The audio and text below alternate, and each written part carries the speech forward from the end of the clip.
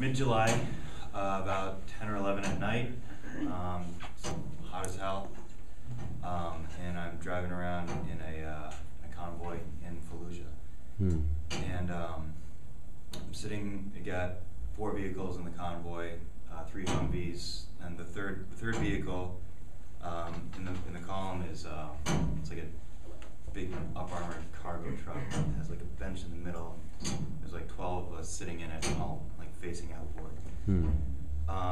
And we just started night patrols for that night, and for the next 3 days we were going to be going out every night for about 12 hours, just driving around the city, just seeing what happens. And so we're there's about 25 of us. Like one squad is they're all driving.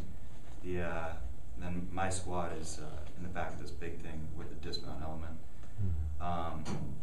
So we're just driving. I had to carry the radio that night, so I'm just kind of listening to chatter, and we just got some like quiet banter going on in the back of the truck, just hitting potholes, and then there's just always kind of like some intermittent, firefights and explosions from across the city.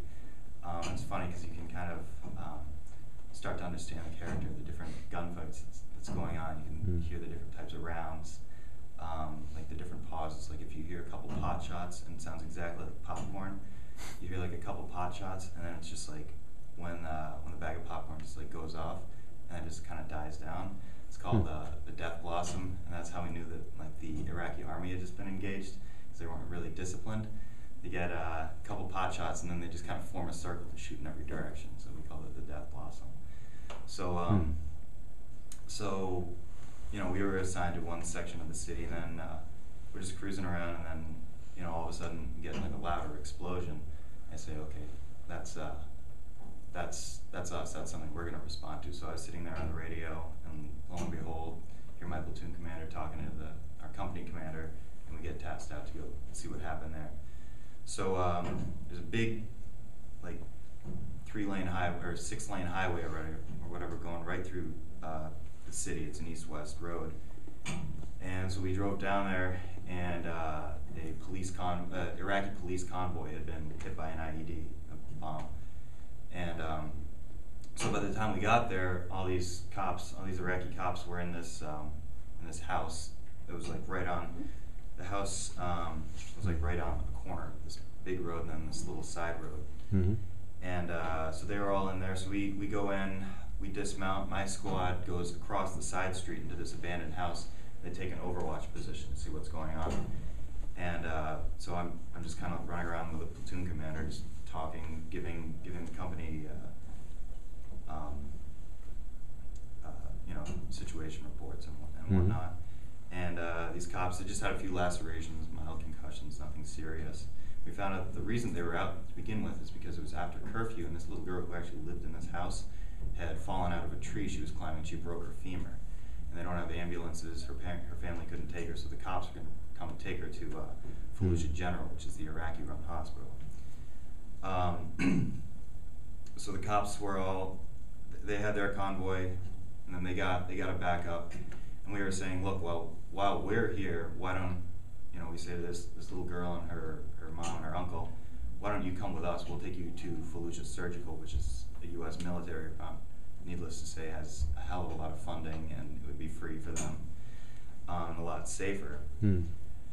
And they say, no, we're going to go with the Iraqi police. The Iraqi police had sent like a few more trucks, and they said, no, we're going to go to Fallujah General.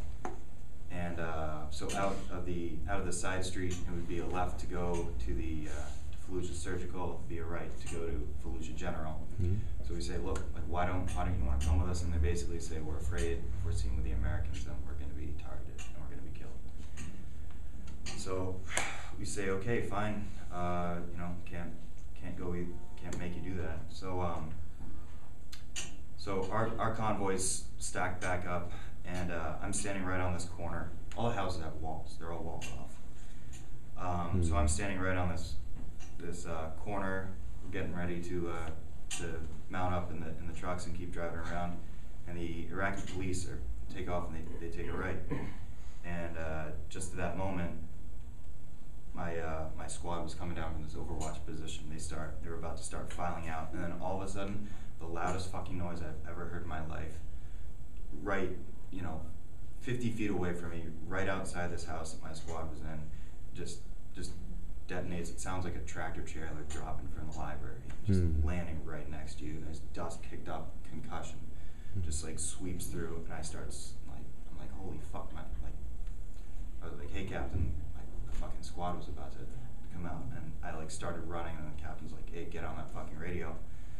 So I started calling. I called for QRF, the Quick Reaction Force, and I'm basically like, hey, you need to send somebody out right now because we got casualties. I don't know what's going on, but just send them out right away. And then I just like run around the corner, and my guys were just were like right on the other side of that wall. And if it was 5 seconds later, they would have been all fucking dead. So, but what had happened was this convoy.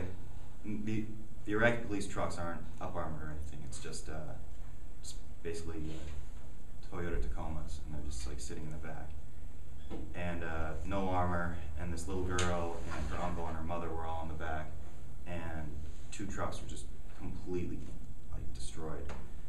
So just like right out in the middle of the road, and so I still got the radio.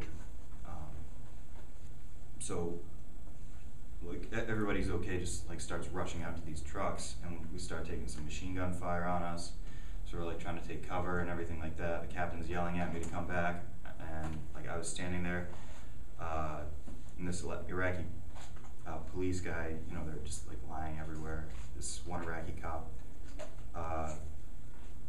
he was lying there just like expiring. So I was there with this other sergeant, and just funny, like the things you remember in stressful times that just you think you wouldn't remember. The first thing I did was I was wearing these Nomex fireproof gloves, and I remember just taking them off just because I didn't want to get blood on them, because I didn't know when I was going to be able to get a new pair. And it was just like, why did that come into my head?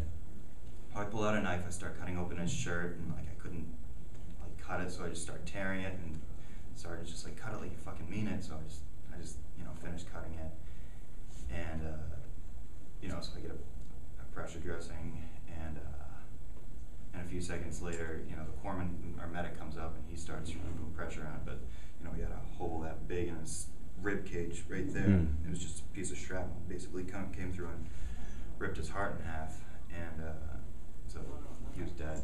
And then so now it was interesting because the little girl, her mother and her uncle now all had identical injuries.